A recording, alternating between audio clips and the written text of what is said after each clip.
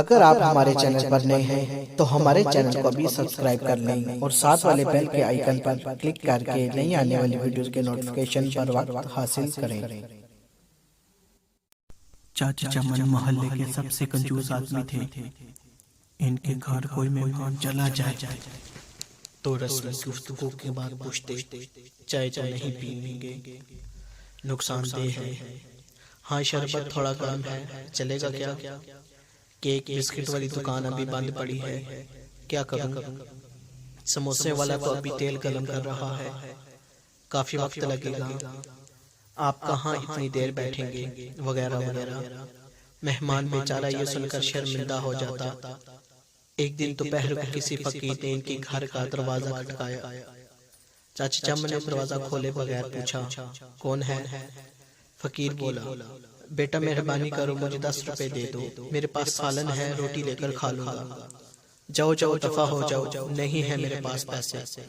پتہ نہیں کہاں سے ایسے بیکار لوگ آ جاتے ہیں مانگنے کے لیے، کھانے سے دل نہیں بھرتا۔ چاچا چمن نے بیچارے فقیر کو خوب باتیں سنائی۔ فقیر مایوس ہو گیا، آخر اس کی زبان سے بد دعا نکلی، اللہ تجھے ہمیشہ کھانے سے دور رکھے، تو بھی کچھ نہ کھا سکے۔ اتنا کہہ کر وہ چلا گیا۔ چند روز بعد چاچا چمن کے معدے میں شدید درد اٹھا۔ درد اتنا شدید تھا کہ وہ تڑپ تڑپ اٹھے۔ گھر والے ان کو ہسپتال لے گئے۔ ہسپتال میں چاچا چمن کے مختلف ٹیسٹ ہوئے، آخر معدے کا السر ڈسیکٹ ہوا۔ ڈاکٹر نے ہدایت کی کہ 10-15 دن تک ہسپتال میں رہنا ہوگا تاکہ مکمل معالج کیا جا سکے۔ ہسپتال سے گھر واپس آئے تو کمزور سے نادار تھے، بہت برا حال تھا، کوئی چیز ہضم نہ ہوتی تھی، دہی بھی کھاتے تو الٹی ہو جاتی۔ ڈاکٹر کے پاس جاتے تو وہ کہتا بد پرہیزی کی ہے، ٹیسٹ کرواتے تو سب ٹھیک آتے۔ دوا باقاعدہ سے استعمال کرنے کے باوجود طبیعت سنبھلی نہیں جا رہی تھی، رنگ پیلا پڑ گیا تھا، تھوڑا سا کھانے پر بھی الٹی ہو جاتی۔ چاچا چمن کی راتوں کی نیند اڑ چکی ہے، ان کو موت کا خوف ہونے لگا۔ ایک رات سوچتے سوچتے نیند آ گئی، خواب میں دیکھا کہ پلاؤ کی دیگ کے قریب بیٹھے ہیں اور سب کو چاول بانٹ رہے ہیں۔ صبح اٹھ کر چمن چاچا نے گھر والوں کو خواب سنایا۔ انہوں نے مشورہ کیا کہ غریبوں کو کھانا کھلائیں۔ چاچا چمن نے خیر و باورچی کو بلوایا اور اس سے پوچھا، بیٹا پلاؤ کی 10 کلو والی دیگ پر کتنا خرچہ آ جائے گا؟ باورچی نے خرچ بتایا۔ چاچا چمن 10 کلو کی دیگ پر ہونے والے خرچ کا سن کر بڑے پریشان ہوئے، لیکن پھر سوچا کہ شاید خیرات کرنے سے میں ٹھیک ہو جاؤں۔ انہوں نے اتوار کی ایک دوپہر کو ایک مشکل مرحلہ طے کر ہی لیا۔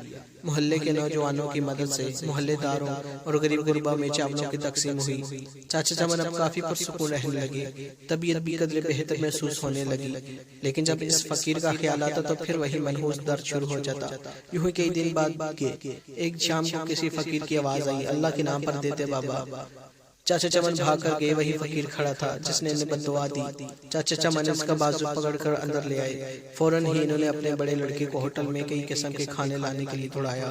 کچھ ہی دیر میں لڑکا ہوٹل سے شامی کباب، بریانی، قورمہ، روٹی اور آئس کریم لے آیا۔ چاچا چمن اور فقیر نے پیٹ بھر کر کھایا۔ جاتے وقت فقیر بہت خوش تھا۔ ایک ہفتے علاج کے بعد چاچا چمن مکمل طور پر صحت یاب ہو چکے تھے۔ اگر ہماری یہ ویڈیو آپ کے لیے ہیلپ فل رہی ہے تو ہمارے چینل کو سبسکرائب کر لیں اور ویڈیو کو لائک بھی کر لیں تاکہ ہمیں اس جیسے اور ویڈیو بنانے کے لیے موٹیویشن مل سکے۔